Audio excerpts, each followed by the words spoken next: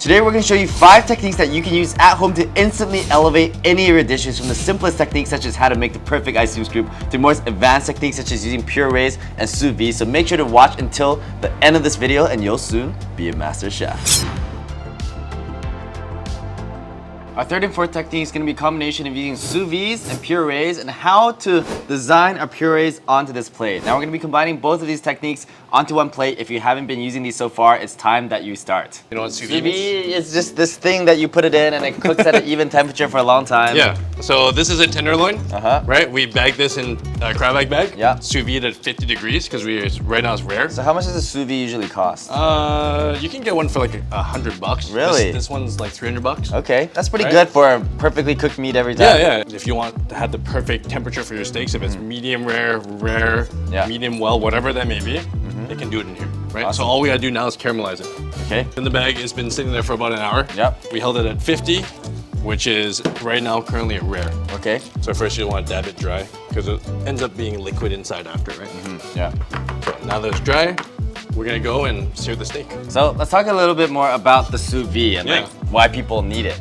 Well, again, you don't need it. You can cook traditionally. Everyone has a different sort of interpretation of how to cook a steak or any kind of meat in there. But like for normal people who are cooking cheaper pieces of meat, would sous vide just make that so much better? It would make it even easier for you. Yeah. Right? You don't have to use a bunch of liquid to braise something. You can just put it into the bag with a little bit of oil, a little bit of fat, whatever you want to use it with, and you leave it there. The good thing about it is that's why, like in an oven, you can't have it on for 24 hours. Right. Or something. You have to watch it, right? Like this one, you can leave on for days. You set the temperature you want. Once you have that temperature, it'll never go above or below it. Right. So I think like the beauty of it is you know exactly what temperature you're getting every time. Yeah. And especially when it comes down to the slower braisings, when you want to break meat down or break proteins down, it allows you to do that. And it always keeps it gentle. All right, next. So we said sous vide, now we're gonna do some purees. Puree and puree plating. Awesome, cool. So we're gonna plate a little meat and potatoes dish, but a little bit fun Japanese style version. So we both have 2 plates. We're just gonna do a few little tests for ourselves. Okay. You have a spoon? Yep, I have a spoon. Right. I have a puree. Okay. So what is a puree? Puree is just like when you take, you're taking like a root vegetable or anything and you've blended it, but it's blended to a certain consistency where it can hold the shape that you keep it in. Anything can be a puree. Anything can technically be a puree, even if you want the puree meat, I guess, but like that'd be a completely different thing. Some simple ones people like to do, just like the classic smear, right? Down, like that. Beautiful. So you can try that one for your meal today, so don't use it all. And then smear. Yeah. Oh. All nice, regardless. It doesn't really matter. Yeah. But like, because most of the time we'll put some other food there to cover it. Next, we can still use the same plate, right? You can also do one that's like this and it's down. Interesting. What? So But it might not go through. The best part about puree is that you can, whatever you want to do with it, whatever shape, it will hold it for you. Okay. So there's so many different designs you can do. Now we have some clean plates. Okay, you try the circle puree. Do the circle puree. Okay. There you go. Wait. That's okay. Not too much now. This is a little truffle potato pave. Okay. Go right there.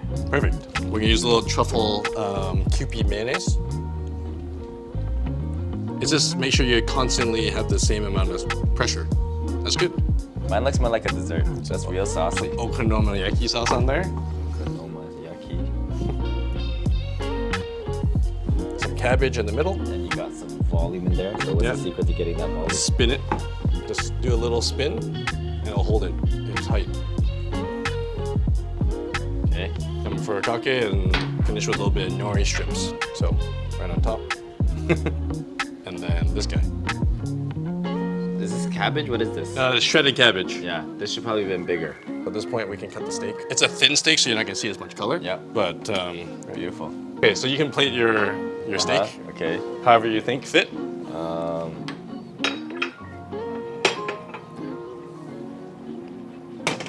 And the other thing about sous vide, the machine, I've been holding all the purees in here. Right.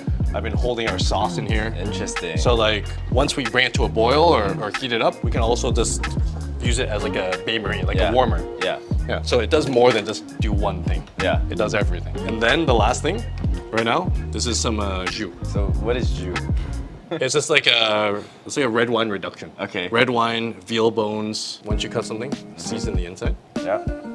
And then let's play around with some microgreens. So we can combine all the savory things we talked about earlier. Yeah. Like we said earlier, right? It's just like making the art that you see.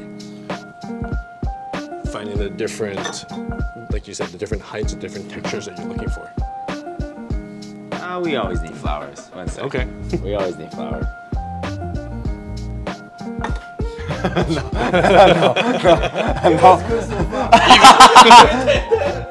Even they know. And then like this is nice to finish with a little olive oil, right? Over the meat, makes it a little bit shiny. Yeah. Again, this is a really thin steak. This one we cooked in a very short period of time. But obviously a bigger cut, nice and like medium rare and red in the middle. This is a very thin tenderloin. Nice. Cool. All right. So there you go. Start doing it like this. Beautiful.